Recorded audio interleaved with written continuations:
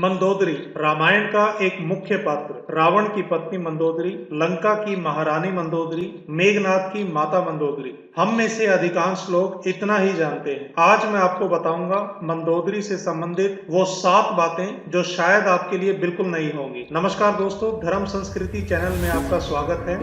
इस चैनल पर हम हिंदू धर्म से संबंधित पुरातन विषयों को लेकर आते रहते हैं। हमारे इस चैनल को सब्सक्राइब करें और बेल आइकन को दबाना ना भूलें, ताकि फ्यूचर में आपको धर्म और संस्कृति से रिलेटेड अपडेट्स लगातार मिलते रहें।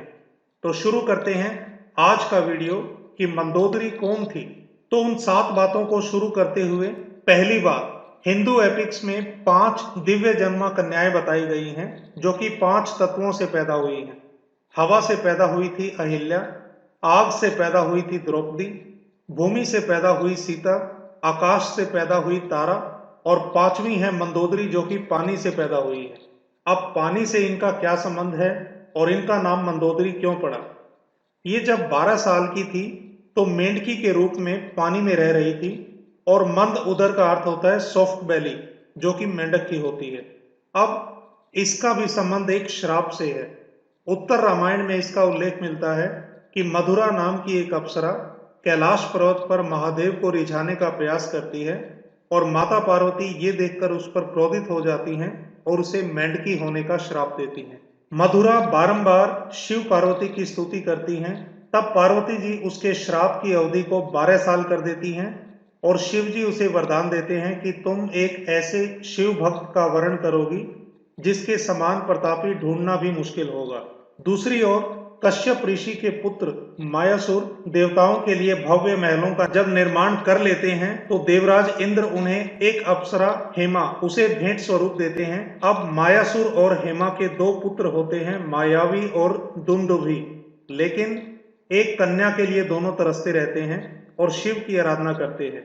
इसी दौरान उस कुएं के पास से इन दोनों को बच्चे की किलकारी की आवाज आती है, और इस बच्चे को महादेव की कृपा मानकर वे अपना लेते हैं, और यही वो कन्या थी मंदोदरी। दूसरी बात, शिव के वरदान स्वरूप मंदोदरी ने अपने होने वाले पति रावण को स्वप्न में ही देख लिया था, शिव की स्तुति करते हुए, और तभी से उन्हें तन मन धन से अपना पति स्वीकार कर लिया। तीसरी बात, मेघनाथ, अतिकाय और अक्षय कुमार की माता मंदोदरी रावण की एक अच्छी सलाहकार थी, और रावण के मनोरंजन के लिए शतरंज का खेल मंदोदरी ने ही शुरू किया था। चौथी बात, रावण ने सीता को मारने के लिए जब चंद्रहास खड्ग उठा ली थी, तब मंदोदरी ने ही रावण का हाथ रोका था और उसे ये कहा कि एक अबला स्त्री की हत्या आप जैसे योद्धा को शोभा नहीं देती, क्योंकि इससे आपका अपयश ही फैलेगा। चौथी बात, जब मेघनाथ ने राम और लक्ष्मण को पहचान लिया था कि ये नारायण स्वरूप हैं और अवतार हैं, तब मंदोदरी ने मेघनाथ को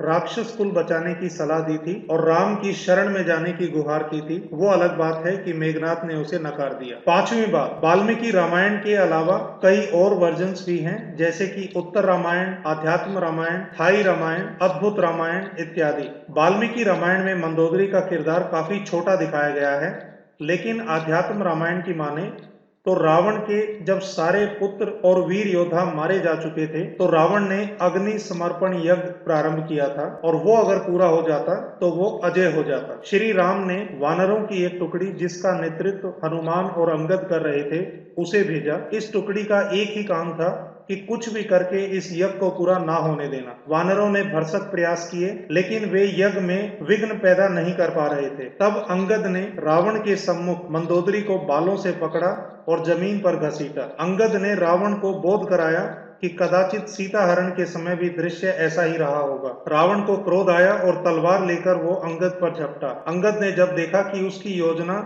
जो कि यज्ञ को विध्वंस करने की थी, वो पूरी हो गई है, तब वो मंदोदरी को छोड़कर उस जगह से चला गया। कृतिवासी रामायण और विचित्र रामायण में वानरों का मंदोदरी के प्रति व्यवहार और भी क्रूर बताया गया है। छठी बात, वाल्मीकि रामायण बताती है कि रावण की नाभि में अमृत कुंड था, और उसको सुखाने के लिए अमोघ शक्ति इंद्र ने राम को प्रदान की थी। जबकि अन्य संस्करणों को पढ़ें तो पता चलता है कि रावण की मृत्यु एक दिव्य अमोघ अस्त्र से संभव थी, जो कि मंदोदरी अपने शयन कक्ष में रखती थी। जब इस भीषण युद्ध में मंदोदरी अपने पति की लंबी आयु के लिए मां पार्वती का अनुष्ठान कर रही थी, तब हनुमान उस अस्त्र को चुराते हैं और उसे श्री राम को देते हैं रावण के संहार के लिए। रावण की नाभि में अमृत कुंड हो या फिर रावण के ऊपर अजय चक्र, दोनों के बारे में राम को बताते हैं विभीषण। सातवीं और आखिरी बात, युद्ध समाप्ति के बाद राम विभीषण से आग्रह करते हैं कि वे मंदोदरी से विवाह करें।